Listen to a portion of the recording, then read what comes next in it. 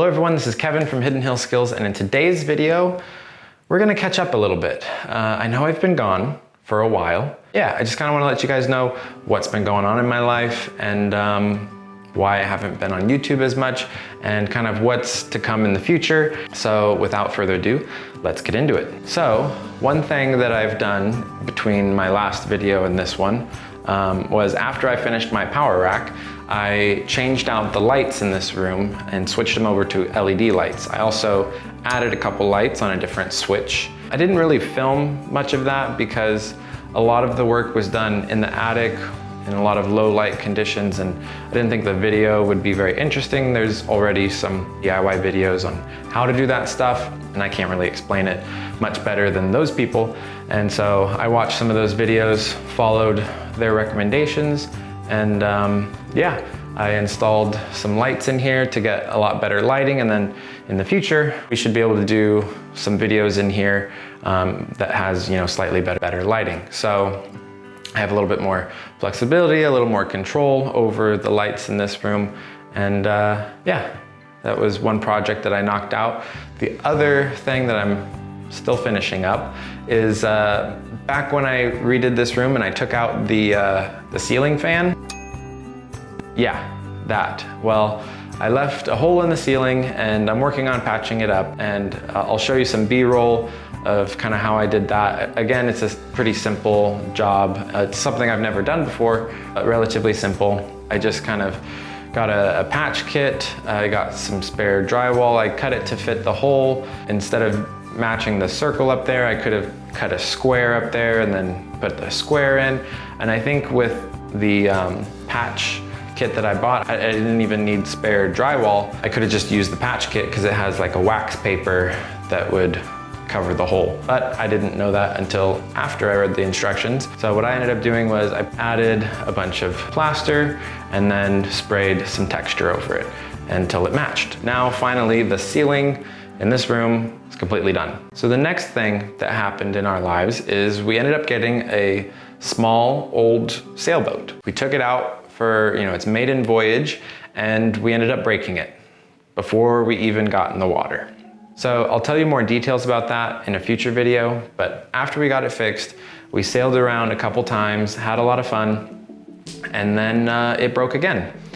This time it was not our fault. It was more so because the boat is old, it had some rotten wood.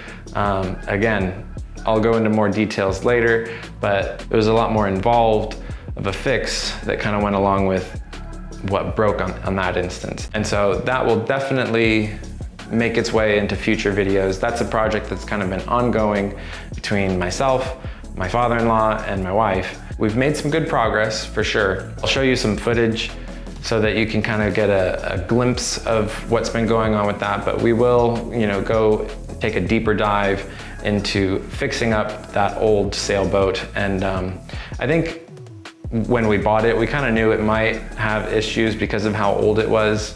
We kind of knew it might become the sort of project where we would refurbish it and we would kind of bring it back to its former glory. And so that was something that we already anticipated a little bit. So we've done quite a bit of work on that. It's a lot more involved than one might think.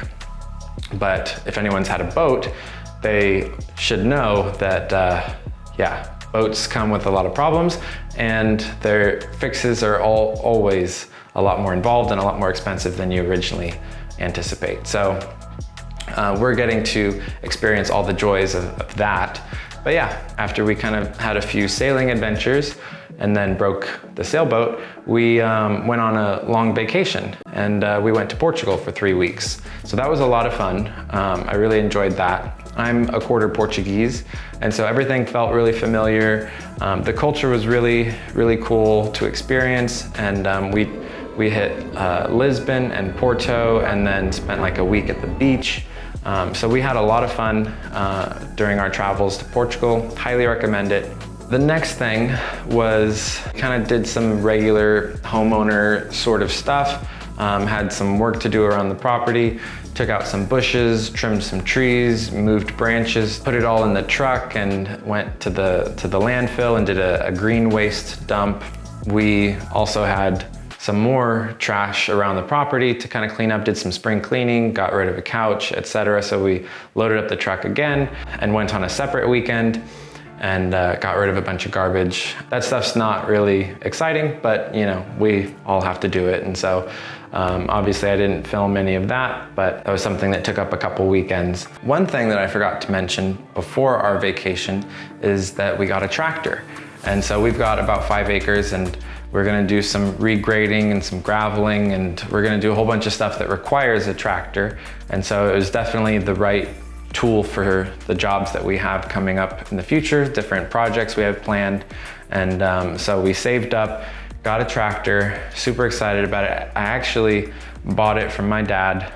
He fixed it up, and it was an old tractor that was on the dairy that I grew up on. And so that was pretty cool to, you know, take something that wasn't working, and then my dad fixed it up, and then now we can use it on our property up here. And after our vacation, we had planned this project of making a new bridge across this tiny little creek that flows through our property. It's basically an overflow from our neighbor's pond, kind of travels through our property and goes into our pond. There is a bridge that kind of crossed it, but it's, you know, under a bunch of mud, and the creek is flowing over it right now. So we want to take that out, and then we want to build something kind of like an Arizona crossing, fill it with a bunch of river rocks so that we can, you know, drive over it.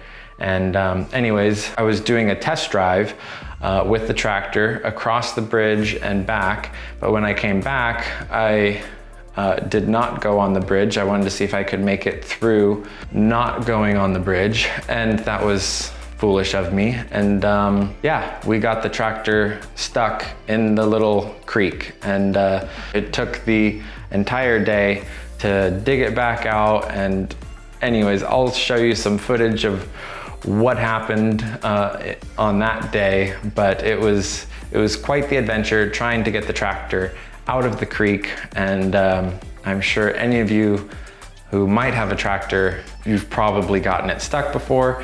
And yeah, it was just our first time getting it stuck like that. And it was a bit of an adventure. So needless to say, we will have more videos about that bridge crossing project. And we'll definitely keep you guys in the loop on the progress of all of that. So stay tuned for that in a future video. And then finally, the last significant thing that has happened in the last few months is about a week, maybe 2 weeks ago, I sprained my ankle playing basketball. And it was unfortunate because it was one of those types of injuries where my ankles I thought were relatively strong, but like I hadn't been doing specific ankle exercises consistently in a little while. And I think even if I had, I would have sprained my ankle. It just maybe would have been not quite as severe. But what happened was I jumped up in the air, kind of got bumped, and then just landed with my foot crooked. I didn't roll it, I just landed straight on a turned in ankle, and I could feel a pop, and it's been swollen for 2 weeks and a bunch of bruising and stuff like that. So I've been sidelined from doing a lot of active things, but I am gonna come out with a video on what activities, what exercises I am able to do on a sprained ankle, but it's mostly gonna be like machines and upper body and core, stuff like that. That was unfortunate, but it did happen. And so I've kind of been doing some walking, and then eventually I'll be able to do some biking, and then maybe after that some jogging, and then running. But I think I'm not gonna be playing basketball for a few more weeks, but you know, it happens every now and then. And yeah, it allows me to focus on some other areas, focus on some weaknesses, focus on, you know, getting rid of my knee pain. That was something that was a big focus of mine while I was on vacation. And I think I learned a lot while I was on vacation about the source of my knee pain. And so I'm still kind of diving deep into that. And I think it's related to some prior injuries and things that didn't really heal right. And yeah, so I'm excited for the future. We've definitely got a lot of stuff coming up on the channel. We're gonna have some boat stuff, we're gonna have some tractor stuff, we're gonna have some health and fitness stuff for sure. And there's gonna be DIY projects as usual. And yeah, you'll definitely wanna stay tuned for everything that I have planned. Yeah, don't worry, I'm not going anywhere, I'm not disappearing forever.